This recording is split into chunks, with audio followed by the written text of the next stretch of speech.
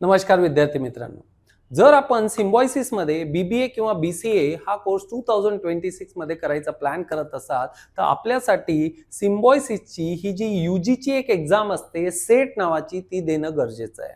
याच्यासाठी वेबसाईट बघा set-test.org या वेबसाईटवर आपल्याला एनरोलमेंट प्रोसेस आणि बाकी सगळी माहिती इथे मिळत असते।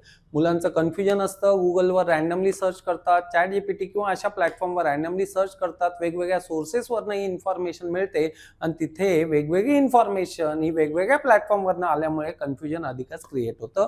तर हीच ऑफिशियल वेबसाईट आहे, ही वेबसाईट आपल्याला इथे रेफर केली पाहिजे। आता सिम्बायोसिस मध्ये आपण इथे बघू शकता टेस्ट स्ट्रक्चर एकच एक्झाम असते, म्हणजे इथे जनरली यांच्या 2 एक्झाम आहेत, पण आपल्याला जो बीबीए बीसीए करायचं असेल तर आपल्याला एकच एक्झाम द्यायची आहे, ती असणार आहे सेट नावाची। दुसरी जी असते एसआयटी ती इंजिनिअरिंग वगैरे साठी असते। साधारणतः 2दा ही एक्झाम कंडक्ट केली जाते। बेस्ट जो काही अटेम्प्ट तुमचा असेल तोच फक्त इथे कन्सिडर केला जातो, म्हणजे एकदा दिली त्यानंतर वाटलं कमी मार्क्स मिळाले दुसरी पुन्हा तुम्ही इथे देऊ शकता, काही प्रॉब्लेम येत नाही। राहिला विषय सिलेबसचा, तर तुम्ही इथे बघू शकता की साधारणतः जनरल इंग्लिश साठी 16 प्रश्न विचारले जातात, 16 मार्क मिळतात। क्वांटिटेटिव्ह साठी दिलेले 16 then general awareness 16 analytical and logical reasoning it's 12 तर तुम्हाला अंदाज आला असेल की 60 क्वेश्चन्स इथे विचारतील आणि 60 मार्क्स इथे असणार आहे। आणि हे जे खाली दिलेले आहे ती एंट्रन्स तुमची एसआयटी इंजिनिअरिंगची असते। तर आपल्याला जे कन्सिडरेशन आहे ते फक्त कोणाचं आहे, सेटचं, सिम्बायोसिस एंट्रन्स टेस्ट सेटचं कन्सिडरेशन करायचं आहे। 2दा ही एक्झाम 2025 ला कंडक्ट केली गेली होती। 2026 चा जे काही डेट्स वगैरे आहे ते अजूनही यायचं बाकी आहे, पण अंदाजे टेंटेटिव्ह तुम्ही ही डेट कन्सिडर करू शकता। आता जे विद्यार्थी महाराष्ट्राची जी बीबीए बीसीए बीएमएस साठी एंट्रन्स आहे ती देत असतील, घाबरायचं कारण नाहीये, दोन्ही डेट जनरली कॉन्फ्लिक्ट होणार नाहीयेत।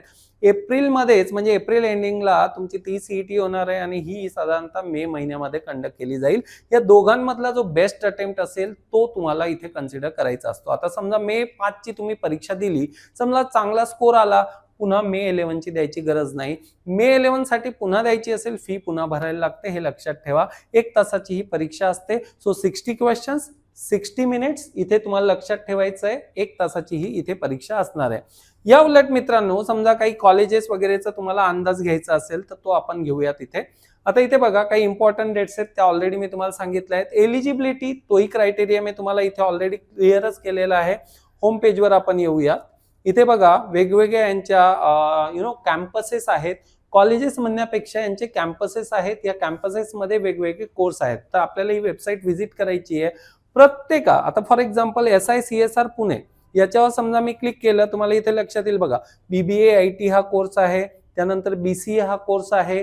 तर तुम्हाला ह्या ज्या वेगवेगळ्या संस्था आहेत, मी बॅक करतो, या वेगवेगळ्या संस्था इंडिव्हिज्युअली प्रत्येक त्यांची वेबसाईट ओपन करा, चेक करा की कुठलं तुम्हाला फेजिबल आहे। कारण फक्त पुण्यातच नाही तर नागपूर असेल, नोएडा असेल, हैदराबाद असेल, यांच्या वेगवेगळ्या ठिकाणी कॅम्पस आहे। जे तुम्हाला कन्व्हिनियंट असेल त्या ठिकाणी तुम्ही जाऊन यांचे कोर्सेस करू शकता।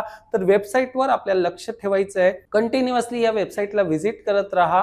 2026 चं जे नोटिफिकेशन असेल ते लवकरच इथे रिलीज होईल। बाकी इथे तुम्हाला बुलेटिनही त्यांचं मिळतं, त्यानंतर जे काही प्रॉस्पेक्टस असतं तेही इथे मिळत असतं।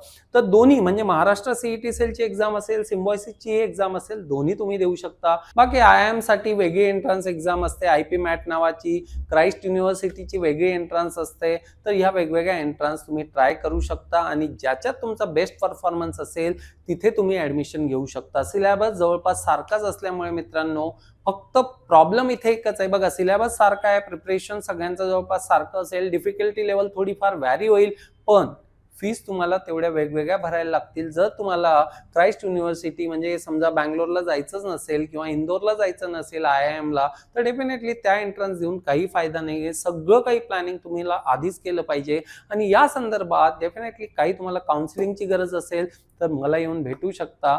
NHG अकॅडमी खाली दिलेल्या नंबरवर आपण संपर्क करा आणि फ्री ऑफ कॉस्ट काउन्सिलिंगचा फायदा तुम्ही इथे घेऊ शकता। प्रिपरेशन या सगळ्यांचं NHG अकॅडमी मध्ये ऑलरेडी चालू आहे, नवीन बॅच सुद्धा आत्ताच लॉन्च झालेली आहे, ही बॅच आपण जॉईन करू शकता। Thank you very much guys.